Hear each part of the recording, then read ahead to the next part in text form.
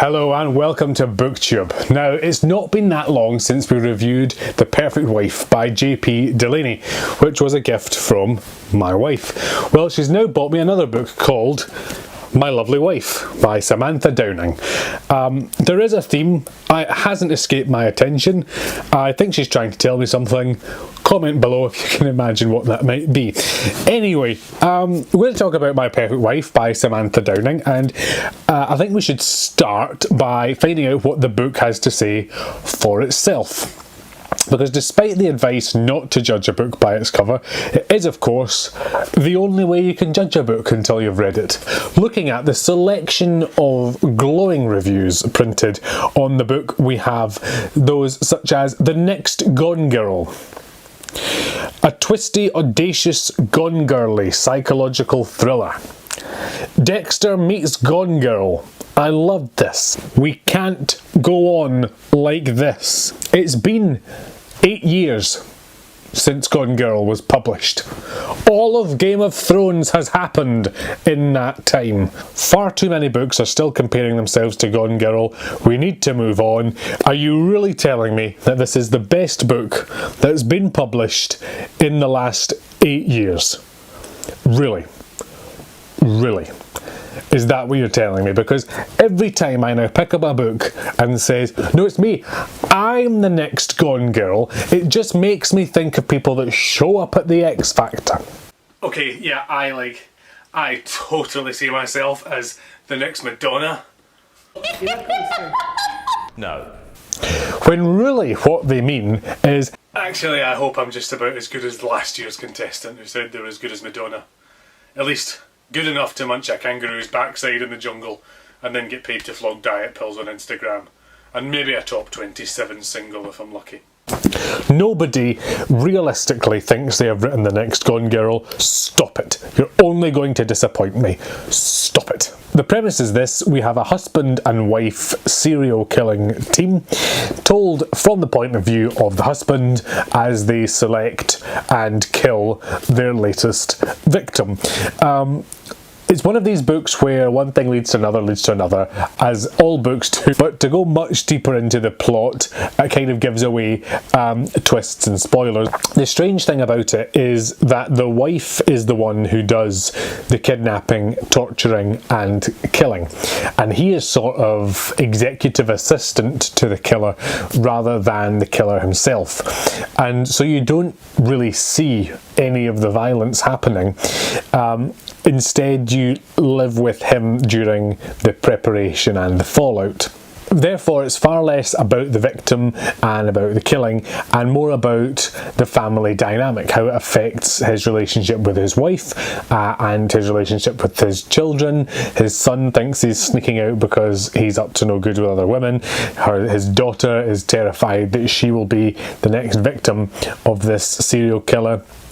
And it's about how he copes with all of the things that happen as a consequence to he and his wife killing women for sport. This could be quite an embarrassing thing to get wrong, but I don't think we ever find out the narrator's name. I don't think he ever tells us what it is or anyone ever uses it in dialogue. We just find out everybody else's. His wife is Maleficent, his kids are Rory and Jenna, but I don't think we ever find out what his name is. I could be wrong. He's quite an annoying narrator actually, because he starts to tell you something and then distracts himself and tells you something else, and then distracts himself and tells you something else, and never really goes back to the original point, which just seems to be a delaying tactic to giving us insight into his brain. It's like talking to a very old person for too long. Well, Sonny, it reminds me of the time we took the coach to France. In fact, did you know that coaches used to be drawn by horses? They did. They had horses pulling coaches. And in fact, I remember one time, me and your granny Mildred, we were on a coach, on a horse. She was pulling us down the street. And your granny Mildred, she saw this woman standing. And she had a sign in her hand, and she said, actually, she hardly ever spoke to her sister, because the time she fell, and her teeth fell on the ground, and we had to pick them all up. What happened? She was on a swing, and the swing was swinging, and because we used to have parks, see, we used to have parks. You don't get parks now with all your Xboxes and PlayStations and things. But in fact, every time I tried to play the PlayStation, yes, I tried to play the PlayStation, and I couldn't get it switched on because the button didn't look like a button. I didn't get a button on my cardigan sewed on, actually. Remember that button? Have you seen the button? Where's the button gone? The thing is, he knows everything that exists in his brain, so to have this limited omniscient first person narrator, you expect to know what he knows, and for him to sort of hold stuff back from you just because he hasn't quite got round to finishing his story, it's quite annoying actually. Similarly, she introduces a character called Andy, who's a childhood friend of the husband, whose name we probably don't find out. She also introduces this character called Andy, who's a childhood friend of the husband. They've grown up together, and late on he really relies on that friendship, but he's not about enough for us to really feel that friendship coming through. You know, someone like CJ Tudor had a really good understanding of childhood friendships and the bonds that they create in later life, and you know, in the Chalk Man, she does a great job of making those bonds resonate all through your life, whereas this again, it just feels a little bit contrived. Andy has been created so that we can call back to this friendship, but he doesn't feel like a friend all the way through it. So when demands are made of him as a friend, there's just nothing there to support it. A really funny book to sum up, because there are things that I really liked about it and things that just drove me demented. It's tried to go for pedigree Dexter and pedigree Gone Girl, and it's made a mongrel. I think the reason that it struggles is because the Dexter approach is to let you see everything. Nothing is off limits. You follow everything and empathise with the character despite the terrible, horrific behaviour. And with Gone Girl, it holds everything back, so you constantly get a barrage of surprises. And where Samantha Downing really struggles, I think, is knowing what to show you, what to hold back, and when. So there are some really clever twists that should have made my spine tingle, but actually you kind of see them coming. So you know, you're reading something like this and there's a walloping great big twist on the way, and you expect it to be like boo! Ah! But in fact it's a bit more like boo, boo. Which is a really frustrating thing, because you know that if you got the full force of that twist, you would be properly stunned. Like, you really would. It would be Gone Girl level stunned if it had worked properly. It's kind of like if you are watching something and expect a big explosion, but then it is really muffled. It's a muffled shock, because the surprises are just signposted in such a way that you know there's a big twist coming. They make it really clear there's a big twist coming. The twist is meant to shock you, but they kind of go, come on, bring on the twist, come on, bring on the twist now, that's it, twist, back up, that's it, no, not too soon, I don't think they quite see it come. Yeah, now they can see it coming, right, bring on the twist, that's it, right back, come on. It's such a shame, because the plot has been so well thought out and it's actually kind of clever. There's loads of stuff seeded through the book, so many tiny details that seem really insignificant that become very significant, and you know, as you get into the final act and the last sort of group of chapters, it's like thwack, all these things that you thought weren't really important suddenly are very significant indeed. And I was like, oh, that's clever, oh, that was clever, oh, wow, I didn't think anything of that. There are quirks about the relationship that are significant, and there are characters who you just sort of see passing by that are suddenly back and important. I'll give you an example. Near the end, no spoilers, I'm going to describe this as the second easel for anyone that has read it. That should give you enough of an indication of what I'm talking about. He knows what's on the second easel, and he certainly knows it has to be what he thinks it is. It can't be anything else. It's got to be exactly what he thinks it is. It's got to be, they're pulling off the cover, it's got to be, the cover's coming down, it's got to be, it surely is, of course it is, it must be, the cover's off, you can see it, it's something else. But it's so disappointing because you're expecting such a shock that the relative lack of shock is a bit of an anticlimax. A shock either needs to take you completely by surprise, a la Gone Girl, where you're like, ho ho! Or if it's going to be signposted so heavily that you know there's a big twist coming, it needs to be something really clever that you can't work out in advance, or really significant that shakes your world. And because there's such heavy signposting of this massive twist, when it turns out to be not that big of a deal, it's just disappointing.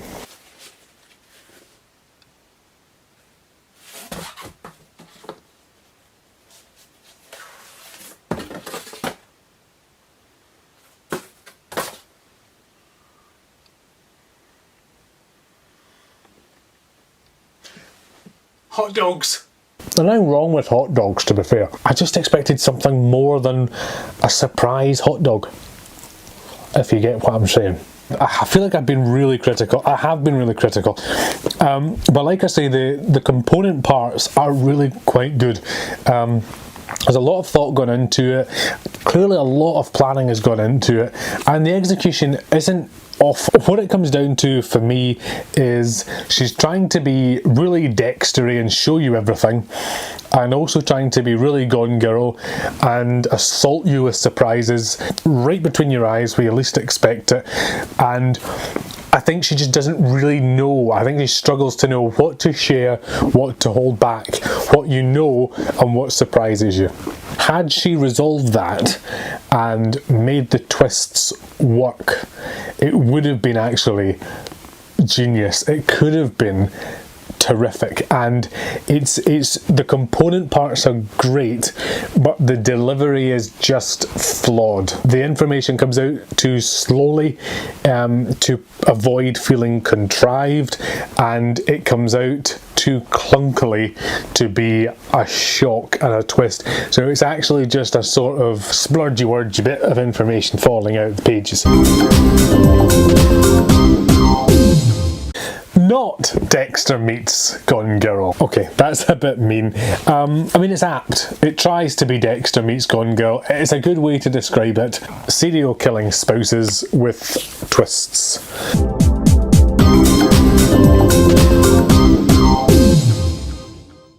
As the husband, who I really hope we didn't find out his name, because I'm going to be mortified if we did, and you all tell me in the comments, he's called Jeff. But I would cast Martin Compston, who I think has got the right blend of being kind of fly and kind of charming, a bit cocky, and also a rogue, because he is a serial killing kind of chap alongside being, a bit charming. So I think he'd be quite good. I think he'd be good at playing something that diverse. As his wife Millicent, whenever I thought about her when I was reading the book, I always pictured Stacey that I went to university with, whose picture I can't show you because I haven't asked her. So no one except from her knows who I'm talking about, but I think she'd be brilliant at this cold-hearted psychopathic killer. And you're welcome, Stacey. The other character who I had a really strong image of in my head is Josh, the enthusiastic young reporter who is buzzing to be telling the community about these horrendous crimes and how exciting it is. And I tried to imagine Sean Batty, who is, for people not of a Glasgow persuasion, a Scottish weatherman / cult figure. And I tried to imagine Sean Batty because I felt that if I was to describe Sean Batty and describe the reporter, I would be describing the same person, but in actuality I couldn't quite picture Sean Batty, and for whatever reason every time Josh popped up, and although I reached for Sean Batty, what I pulled back was not Sean Batty but former Conservative MP Paul Masterton, who is now, I mean, if he ever returns to politics, will have had an interlude career as a roving television reporter / true crime fanatic in between his spells in Parliament.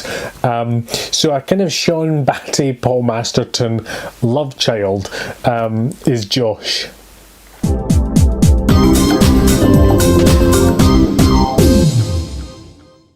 Millicent is an interesting character, but we just don't get to know her well enough to really, for her to be my favourite.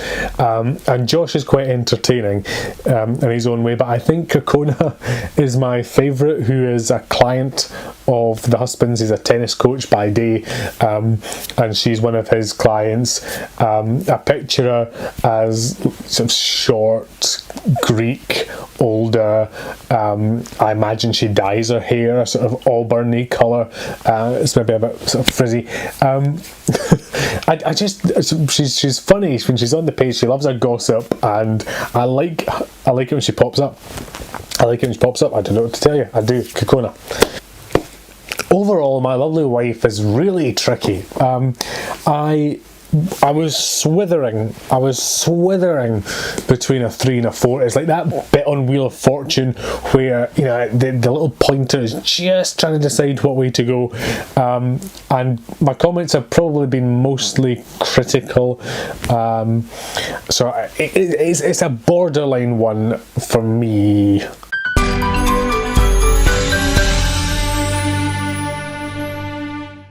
But I went for 4, and I went for 4 because the finale pulled it back for me. I think the denouement was really strong.